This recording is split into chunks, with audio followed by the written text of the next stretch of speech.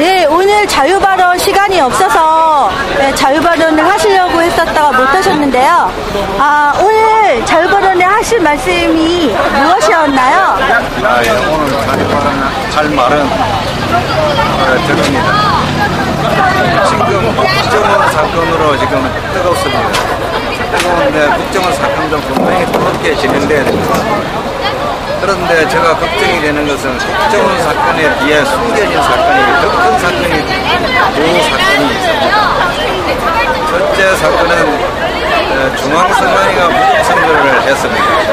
그의 일체 증거가 지금 우리 10,000명 이상의 원고 소송인단 회원들에 의해서 적나라하게 수개표하지 않은 것, 전자개표가 불법이라는 것, 그리고 또 개표 방송이 완전히 조작이었다는 것. 일명 선관위에서 한 선거는 전다 믿을 수 없는 조작에 불과했다. 저는 그렇게 보고 있습니다. 왜냐? 증거가 명확하게 나와버렸습니다. 그리고 제가 여기서 아쉬운 점을 말씀드린다면 국정원건 뜨거워도 좋습니다.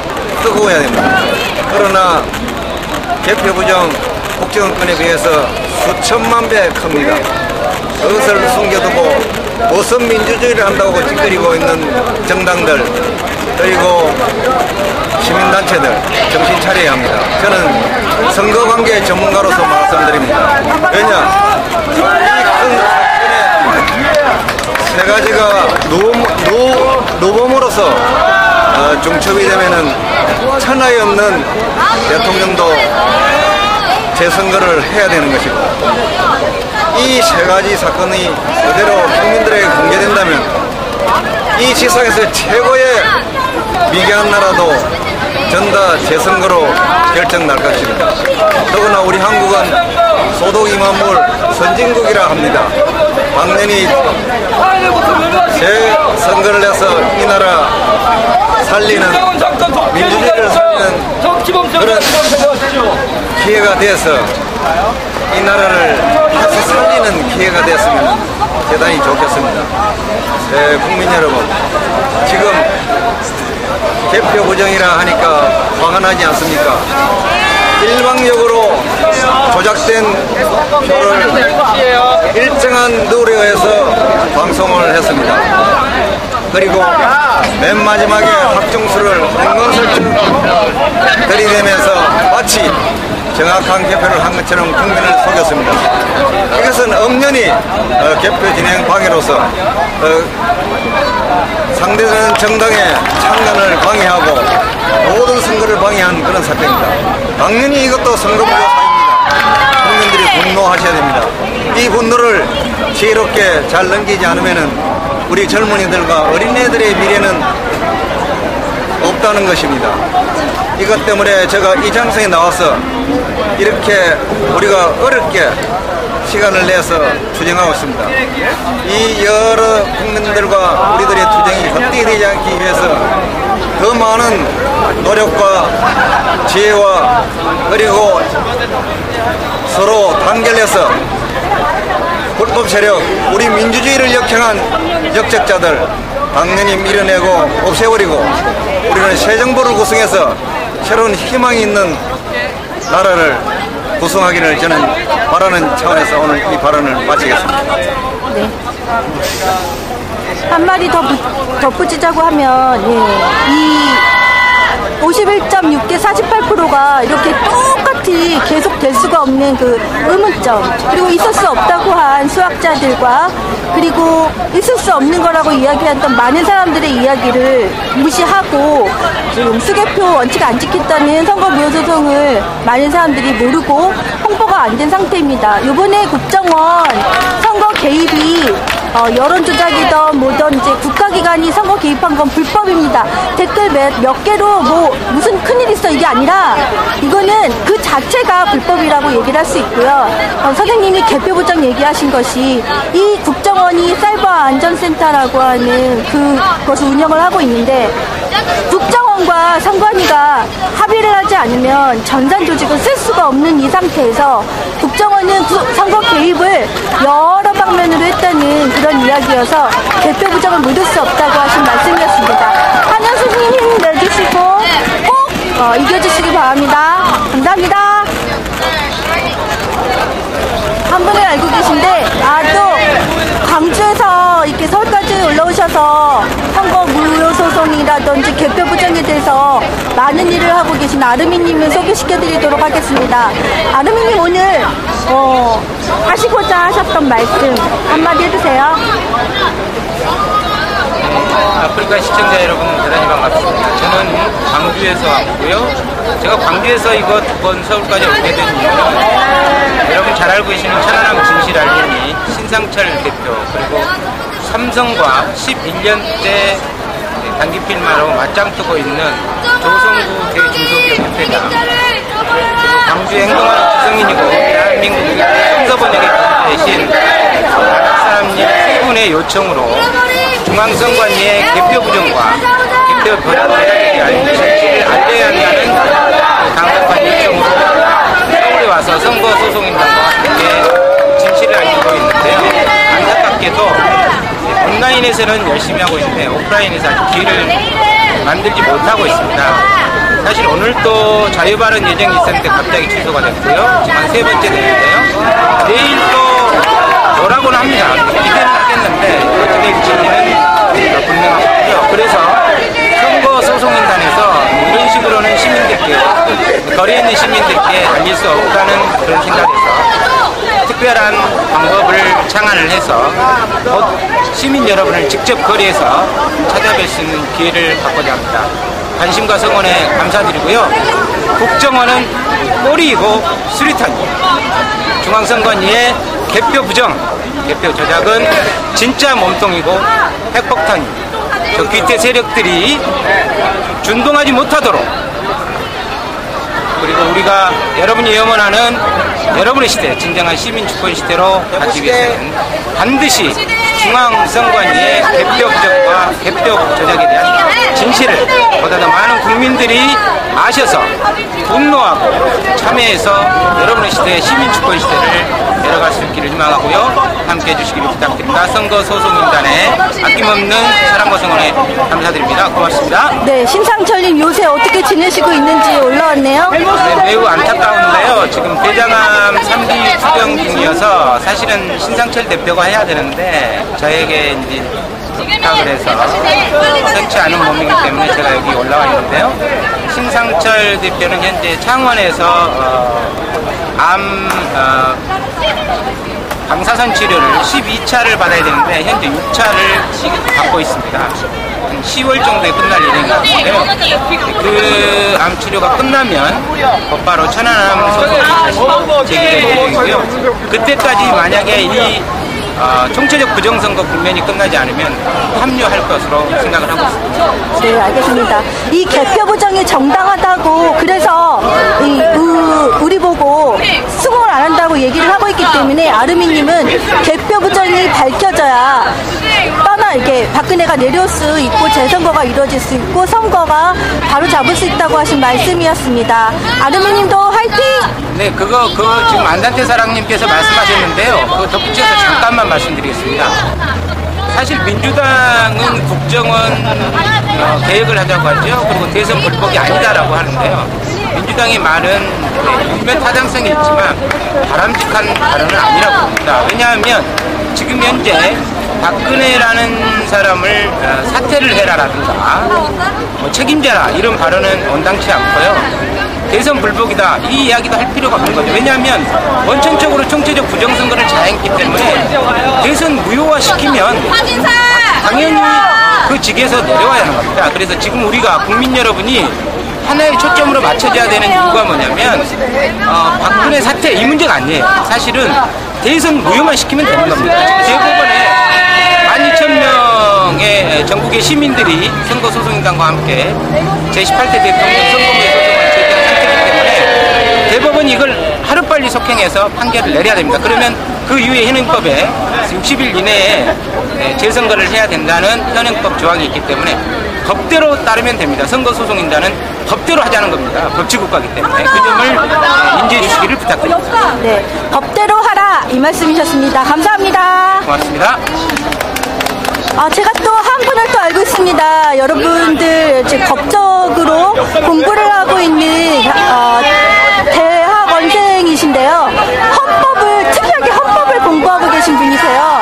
그래서 이 헌법적인 공부 면에서 이 부정선거에 대한 말씀을 한번 해주시기 바랍니다.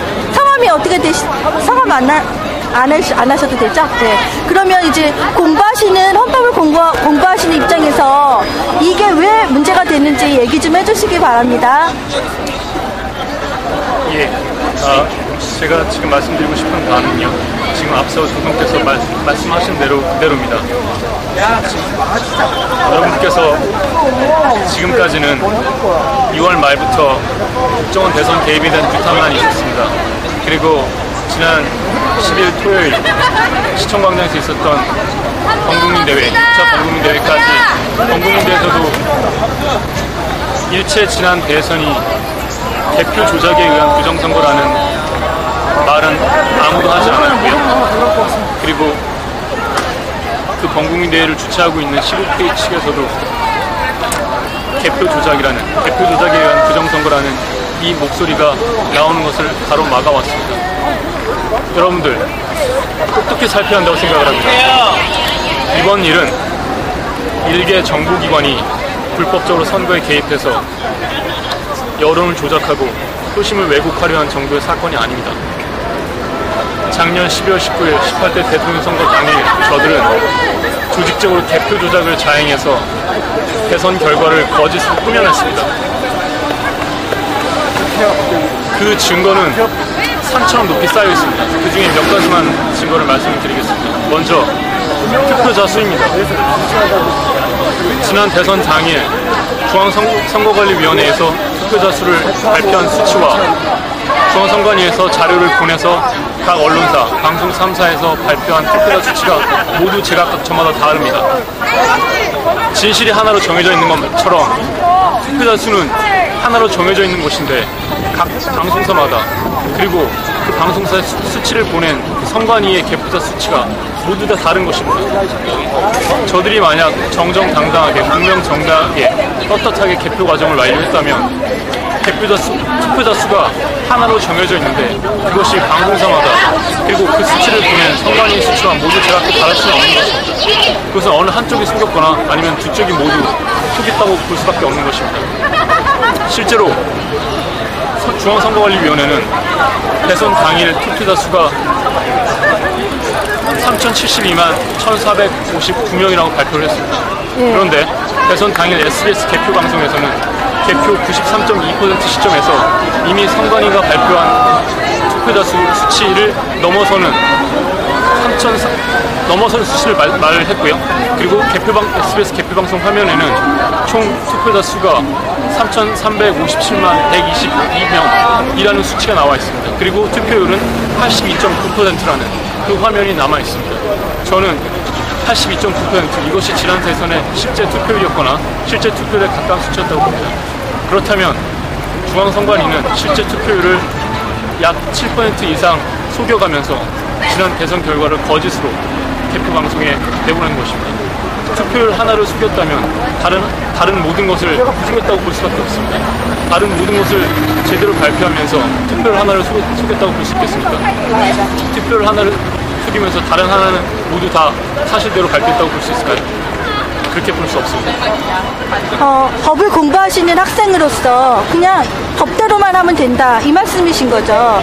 법대로만 하면 되는데 이것이 안 맞고 그렇기 때문에 조작이다 이렇게 얘기를 하시는 거고 이제 예를 들어서 얘기를 하신 것 같습니다. 이제 법률학적으로 이게 지금 선거법을 안 지킨 걸로 선거 무효소송이 들어갔지 않습니까? 이 부분에 대해서 한 번 더 짚어주시겠어요?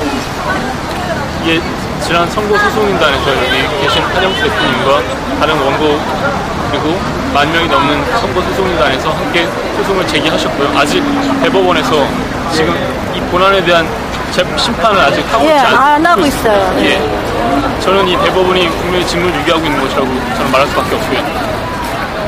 그리고 이미 밝혀진 바대로 저들이 투표 과정에서 써서는 안 될 전자개표를 써서 개표를 했고, 그리고 당연히 해야 할 수개표를 하지 않았기 때문에 이는 분명히 공직선거법 제178조를 위반한 불법 행위이고요.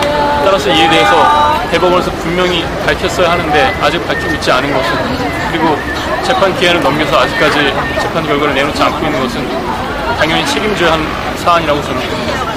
그리고 공직선거법에서 위반이 돼서 정당한 선거의 요건을 위반했기 때문에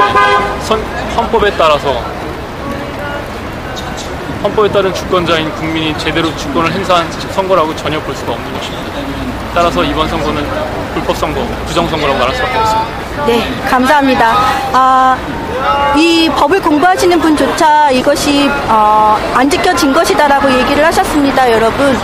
이번에 부정선거 꼭 밝히고 개표 부정, 국정원 선거 개입, 여론 조작을 한 시발단, 총체적 부정선거 밝히고 투표소를 개표소로 꼭 만들어서 우리가 다음에 주권을 잃지 않는 그런 선거 방법을 꼭 확립하도록 해야 되겠습니다. 감사합니다.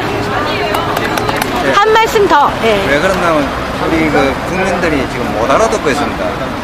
국정원 사건과 중앙선관위 개표 부정 사건은 어떻게 틀리느냐? 국정원은 국가기관이 어떻게 보면 직접 선거에 개입하고 간접적으로 이렇게 부정선거하는 행위입니다. 중앙선관위가 개표 부정한 것은 직접적으로 부정을 한 것입니다. 그래서 민주주의를 중앙선관위는 직접적으로 무너뜨린 것입니다.